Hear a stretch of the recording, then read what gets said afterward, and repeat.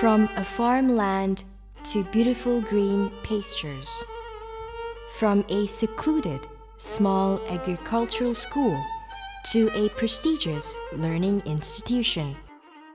This is something that definitely did not happen by itself.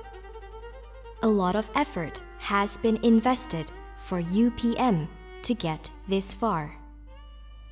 Many have played a big part in making Serdang a phenomenon and lifting its standard of living as well as its nation's dignity.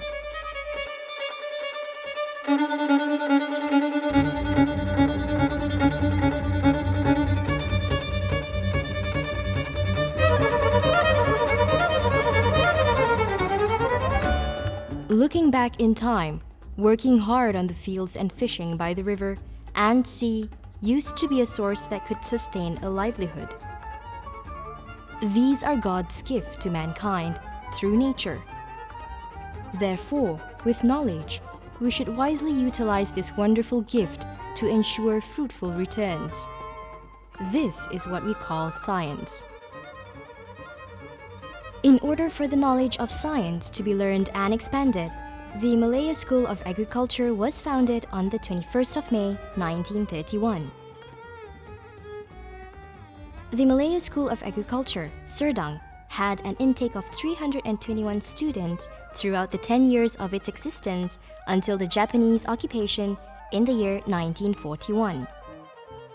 On 3rd June 1947, the Malayan Union Governor, Sir Edward Gent, officiated the event of upgrading the School of Agriculture to the Malaya Agricultural College. Times were not always calm as expected.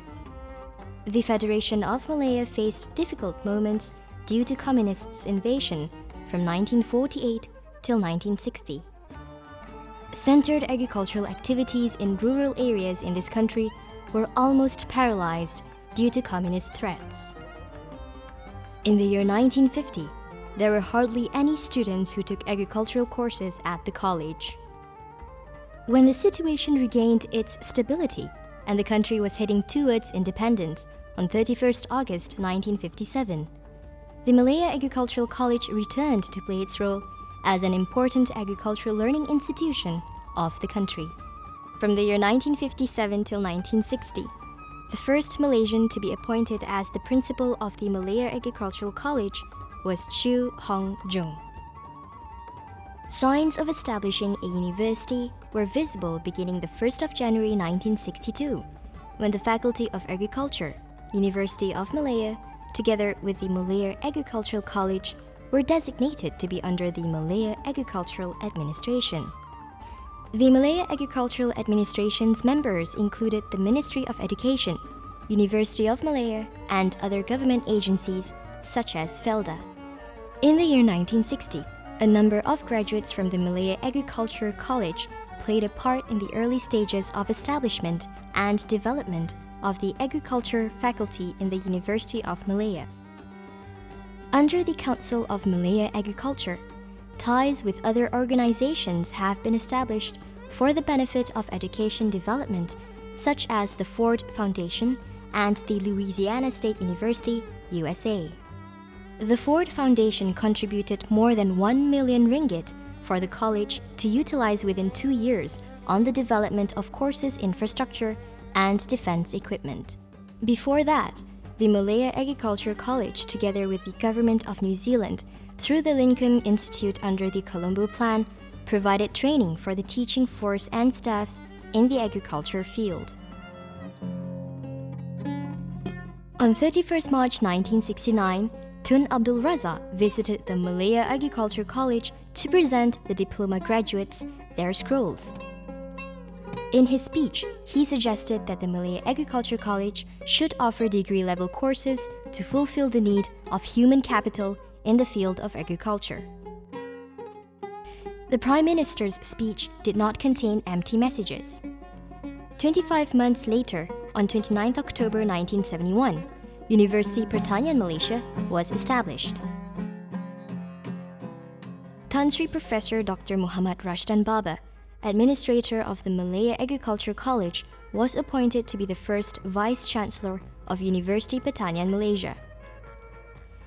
During Rashdan Baba's administration era at the Malaya Agriculture College, the first item on his agenda was how UPM can help the rural folks, especially the Malays, to develop the agriculture sector.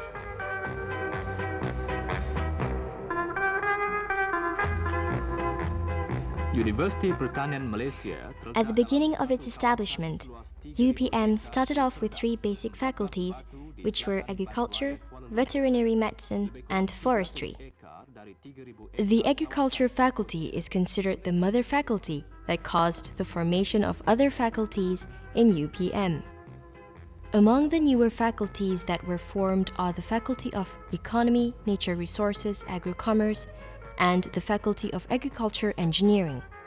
The Faculty of Nature Resources and Agro-Commerce was established in the year 1974. University Putra Malaysia continued to expand with the birth of more faculties. Among them, the Faculty of Science and Environmental Studies, Faculty of Education, Faculty of Fisheries and Marine Science, Faculty of Food Science and Biotechnology, Faculty of Human Ecology, and the Faculty of Modern Languages and Communication.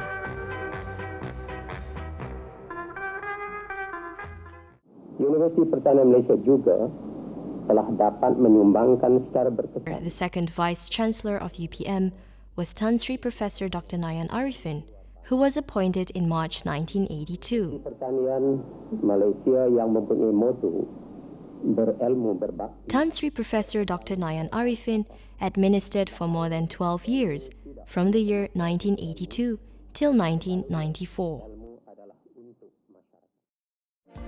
At the beginning of 1990, Malaysia's economy was on the fast track.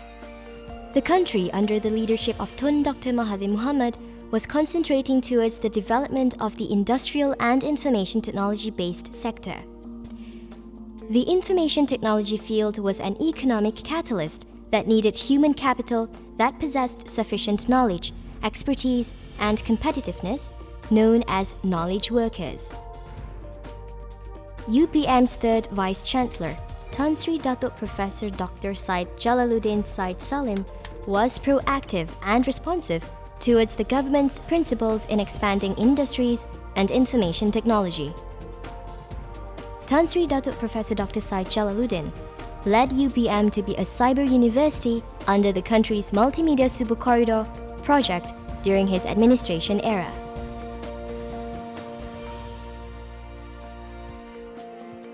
The change of name from University Pertanian Malaysia to University Putra Malaysia was the turning point of UPM to be a technology-based university.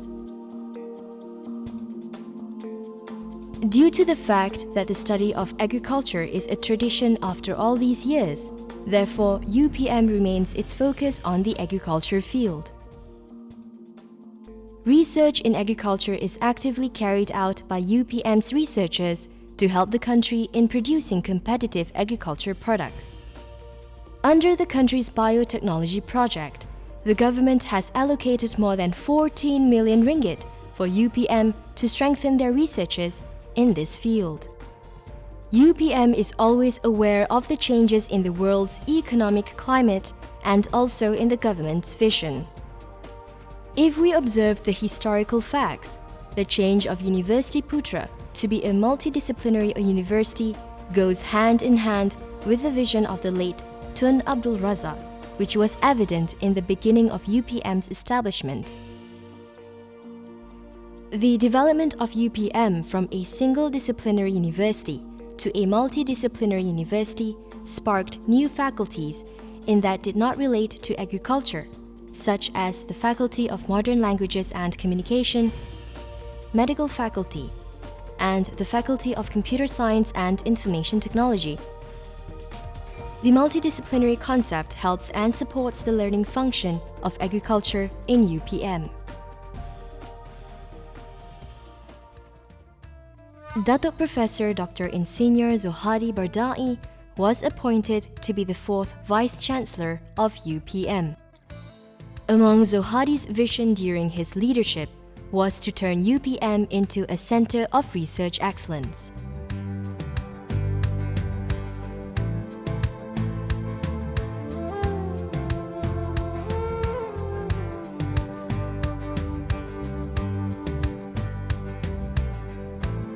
Under the 8th Malaysian Plan, 182.2 million ringgit was approved to be allocated to UPM for research under IRPA. UPM's contribution towards research and development has received world recognition. A number of UPM's researchers have gained international recognition for their research. Between 2001 and 2005, UPM has won more than 1,300 awards and research prizes in various categories. The country's leadership changed. Datuk Sri Abdullah Haji Ahmad Badawi replaced Tun Dr. Mahathir as the Prime Minister on 31st October 2003. The effects of the economic depression and agriculture potential as the country's economic boost caused the Prime Minister to announce the National Foundation to once again revive agriculture. In the 9th Malaysia Plan, the allocation for agriculture development was increased once more compared to the 8th Malaysia Plan. The Prime Minister declared Serdang Valley, which covers 2,400 hectares, as the country's agro-police area, which covers the main centre of agriculture research, such as University Putra Malaysia, MARDI and the Department of Agriculture. The country's vision is for the fertile soils of Malaysia to generate food products to decrease the dependency on imported foods. University Putra Malaysia, as an established institution for education that has a solid tradition in agriculture, has been urged to help the government in materialising that vision. Salah tuju kita ialah menjadikan Malaysia pengeluar global yang kompetitif bagi produk pertanian berkualiti tinggi, selamat dan memenuhi piawaian antarabangsa. Tumpuan akan diberi kepada membangunkan sumber tenaga mahir dengan menjadikan Universiti Putra Malaysia sebagai pusat kecemerlangan pendidikan pertanian. UPM's administration once again receives a new Vice-Chancellor in the year 2006. Professor Dr. Nik Mustafa Raja Abdullah was appointed as Universiti Putra Malaysia's new Vice-Chancellor. Professor Dr. Nik Mustafa Raja Abdullah is no stranger to UPM's tradition of agriculture. He is committed in carrying out the country's vision towards the empowerment of agriculture. Saya ini berlatar belakangkan pertanian, anak orang kampung. Jadi dibesarkan dalam keadaan pertanian, jadi obviously minat saya kepada life sciences lah. Bidang-bidang tanaman, ternakan, perikanan dan sebagainya. UPM mempunyai cabaran yang begitu besar berbanding dengan universiti-universiti lain. Kerana hasrat yang Amat Berhormat Perdana Menteri nak memperkasakan pertanian. We fail to deliver, kita gagal untuk menyahut seruan yang Amat Berhormat Perdana Menteri. In order to empower agriculture, UPM's strengths in various fields and research will be used optimally for the progress of agriculture. Kita tahu masing-masing dengan bidang masing-masing. Mereka boleh teruskan kerja dalam bidang masing-masing, fokus. Tapi kita kalau boleh kita nak yang multidisciplinary approach dalam kita menangani satu masalah yang kita akan hadapi nanti. Walaupun kita dah dikenal pasti sebagai industri pendidikan, fokus kita mesti berteraskan pertanian. For 75 years, Universiti Putra Malaysia has been a gleaming success. The future that we are heading towards is far more challenging and demands big sacrifices from each member of Universiti Putra Malaysia. Nevertheless, the loyalty and sacrifices from former UPM members remain strong and in excellent form towards contributing for a harmonious nation and development of our country. Universiti Putra Malaysia, 75 years with knowledge we serve. Untuk selamanya.